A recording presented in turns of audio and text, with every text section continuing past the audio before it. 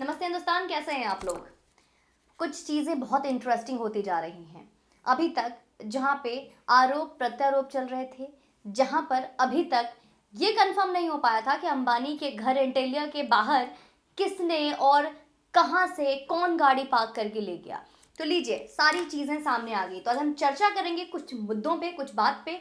तो हमारे point wise मैं आपको शॉर्ट में बता दूं। नंबर 1 पॉइंट वाइज जो मैं आगे लेकर जाऊं, आपको एनआईए ने अभी तक क्या चीज़ें कोर्ट के सामने रखी, क्या अंबानी के एंटीलिया में एक नई चीजें सामने आई है इस केस में। उससे पहले एक छोटी खबर आपको दे दूं। हमारे जो परम महान परमवीर सिंह जी थे, जिन्होंने अपने एक टाइम पे सुशांत का वक्त था जब जिनको सीबीआई से प्रॉब्लम थी, उन्होंने पुलिस में एफआईआर दर्ज तक नहीं कराई क्योंकि वो पुलिस के खुद कमिश्नर थे। तो हमारे महाराष्ट्र के जो पूर्व कमिश्नर थे, एक्स कमिश्नर कहते हुए मुझे ज्यादा प्रसन्नता होती है, इसलिए मैं इसको बार बार रिपीट करना पसंद करती हूँ। तो ये परमवीर सिंह जो कि एक्स कमिश्नर थे महाराष्ट्र के, वो हाई कोर्ट का, पहले सुप्रीम कोर्ट का इन्होंने दरवाजा खटखटाया कि मेरे इस विस्फोटक लेटर बम का सीबीआई जांच होना चाहिए।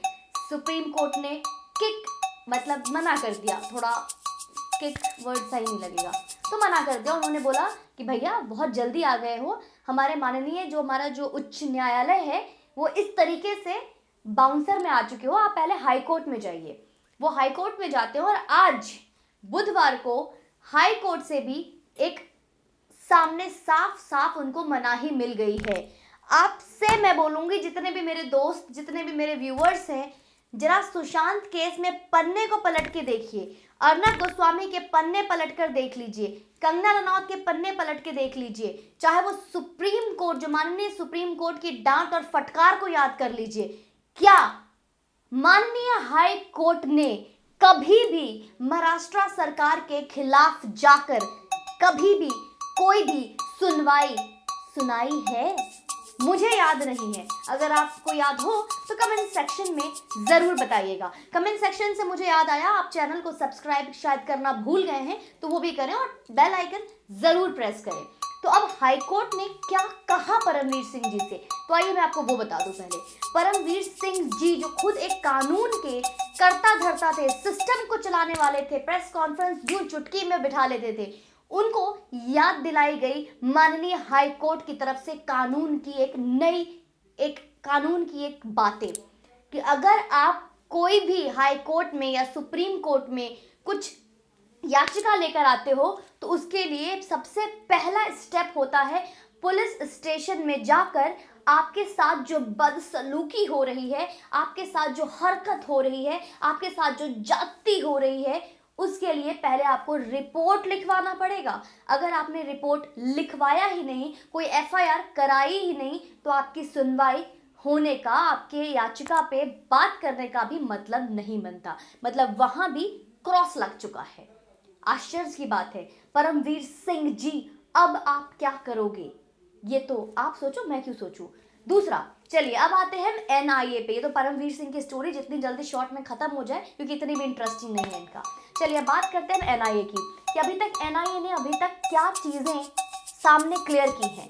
तो एनआईए की आज तक की रिपोर्ट से जो चीजें सामने आई है कि सचिन वाजे, जिस एक्सयूवी को इस्तेमाल किया था एंटीलिया केस में, एंटीलिया के सामने विस्फोटक गाड़ी जो लगाई गई थी, वो एक्सयूवी सचिन वाजे ने ही खरीदी थी। और जो आदमी गाड़ी पार्क कर रहा है वो और कोई नहीं, खुद सचिन वाजे का ड्राइवर है। और ड्राइवर ने सचिन वाजे के कहने पर ही एंटीलिया के सामने गाड़ी जाकर पार्क की थी।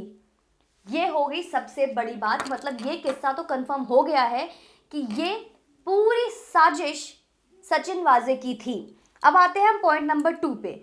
अब कोर्ट में इस चीज को लेकर बहुत ज्यादा गहमा गहमी हो रही थी कि सचिन वाजे कोशिश कर रहे थे जेल से बाहर आने की। सचिन वाजे हर एक कोशिश कर रहे थे कि वो उनको कैसे भी बेल मिल जाए। लेकिन एनआईए ने और वहाँ के जो एनआईए की तरफ से जो वकील जो है, उनका नाम है सुनील गोंजाल्विस, उन्होंने बहुत अच्छे तरीके से अपने दलील को पेश करते हुए उन्होंने बताया कि किस तरीके से अभी डीवीडी मिले हैं, सीपीयू मिली है, डीवीआर, लैपटॉप और लिस्ट ऑफ सिम कार्ड्स बरामद हुए हैं, जिस पर एनआईए को और कार्यवाही करनी है और इस वजह से सचिन वाजे से पूछताछ करनी है, सचिन वाजे से और भी पूछताछ करनी है। इतना ही नहीं, मनसुख हिरेन जो सबसे बड़ा हत्याकांड, जो मनसुख हिरेन हत्याकांड का जो आरोपित है, जिसका नाम है विनायक शिंदे, अगर आपको याद होगा विनायक शिंदे को गिरफ्तार किया गया था मनसुख हिरेन के हत्याकांड में। तो अब ये चीज़ें भी सामने आई है कि ये मनसुख ये जो आपका विनायक शिंदे है और जो सुनील वाजे है, दोनों का फ़ोन रिकॉर्ड्स, फ़ोन के जो सिग्नल्स थे वो आपस में मैच कर रहे हैं। मतलब कहीं ना कहीं से सचिन वाजे को पूरा सिग्नल मिल रहा था। सचिन वाजे किसी न किसी साजिशकर्ता से लगातार संपर्क में थे और इतना ही नहीं, सचिन वाजे और जो गिरफ्तार किया गया विनायक शिंदे है, दोनों भी आपस में लगातार संपर्क में थे। तो इस वजह से एनआईए ने अपनी तरफ से अपील की कोर्ट से कि मुझे और कुछ वक्त दिया जाए, क्योंकि इस बारे में उनको और पूछताछ करनी है, इस फ़ोन कॉल्स के रिकॉर्ड्स के बारे में पता करनी है, इन सिम कार्ड्स के बारे में पता करनी है। ये जो डीवीआर, सीपीयू, लैपटॉप जो कि मीठी नदी से बरामद हुई है, जो कि कोशिश की गई है कि पूरी तरीके से नष्ट कर दिया जाए, बट उस पर भी काम चल रहा है कि कुछ चीज़ें और पुख्ता सबूत बरामद हो सके।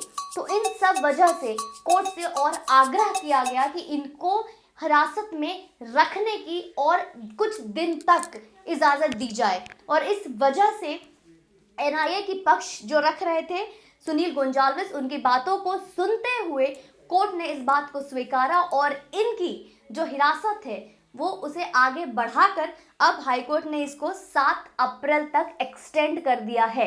मतलब 7 अप्रैल तक, अभी 7 अप्रैल तक एनआईए के पास पूरा परमिशन है कि वो और इसकी जांच पड़ताल कर सके और पूछताछ कर सके, और जो सबूत इकट्ठे हुए हैं, जो कोशिश तो की गई है पूरी तरीके से नष्ट करने की, बट फिर भी एनआईए की टीम पूरी तरीके से कोशिश कर रही है कि इसमें से और भी चीज़ें सामने आए, जो कि चीज़ें और क्लियर हो कि आखिर मनसुख हिरेन का जो हत्या हुआ है उसकी मेन वजह क्या है, और कौन सी कड़ी जुड़ी हुई है, और कौन से नेता जुड़े हुए हैं, कौन से अभिनेता जुड़े हुए हैं, और कौन कौन लोग इसमें शामिल है।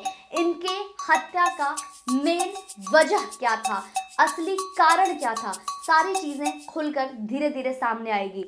तो इसी तरह आप चैनल पे बने रहें। वीडियो पसंद आए तो शेयर कीजिए, वैसे पसंद और नापसंद के लिए तो कोई बात ही नहीं है, इन्फॉर्मेटिव वीडियो है तो इसे शेयर कीजिए, ताकि महाराष्ट्र गवर्नमेंट के नाकों के नीचे, उनके परमिशन थी नहीं थी इस पर कमेंट नहीं करूंगी, लेकिन पता ना हो ऐसा हो ही नहीं सकता। और इस बात को खुद हमारे नौटे अंकल ने, संजय राउत अंकल ने अनिल देशमुख को बोल ही दिया कि गृह मंत्री को पता ना हो। तो संजय राउत जी, आपको याद दिला दूं, जिस तरीके से अगर गृह मंत्री को पता ना हो, इस पर आपको यकीन होना मुश्किल लग रहा है, उसी तरीके से आम जनता भी ये समझती है कि हमारे मुख्यमंत्री को पता ना हो, ऐसा हो ही नहीं सकता। तो आप प्लीज़ वीडियो को शेयर करते रहिए, लाइक का बटन दबाते रहिए और बेल आइकन ज़रूर दबाइएगा कि मेरे रेगुलर अपडेट्स आपको मिलते रहे। जय हिंद, वंदे मातरम।